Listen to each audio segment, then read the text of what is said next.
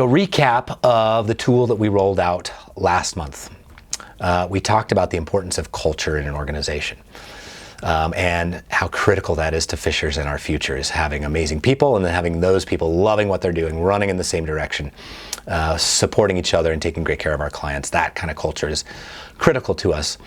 When you look in companies, there are culture crusaders, there are culture keepers, and there are culture vultures. Culture crusaders are those carrying the torch day in and day out, saying, yes, this is Fishers culture. We love Fishers culture. Get on board, and helping even define Fishers culture and where it's going in the future. Those are crusaders. Most organizations have crusaders. You don't have a lot of them. We'd love to. You don't have a lot of them, but you do have your culture crusaders. Hopefully what we have a lot of is culture keepers. Those that live the culture day in and day out, believe in that culture, infect others with the positivity of that culture, and keep it near and dear to them and keep it alive in the company.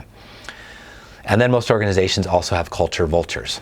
And those are the vultures that love to wallow in sorrow, love to point out problems, love to recruit others into being a vulture and talking about negativity and how bad this place is. And those exist in organizations. What I talked about last month in this training was, I asked, which one are you right now, to our leaders?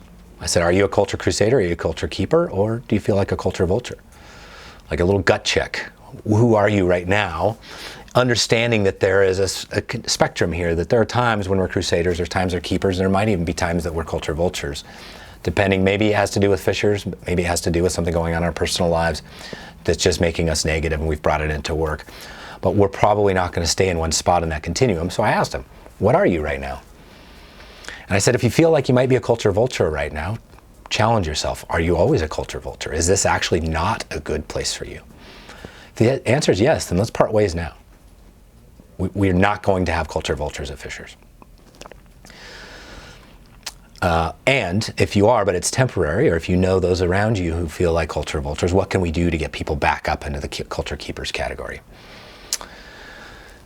And then this is really hitting us with COVID and all the world events that are causing negativity in our lives. It's really come to light that we can espouse this amazing culture, hire to this culture, and have a lot of culture crusaders and keepers. But when we tolerate culture vultures in our culture, we're lowering our culture to that lowest level of what we tolerate. You are what you tolerate.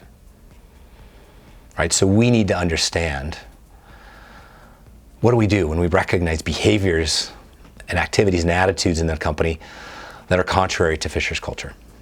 What do we do with it? Because if we tolerate it, it becomes part of our culture.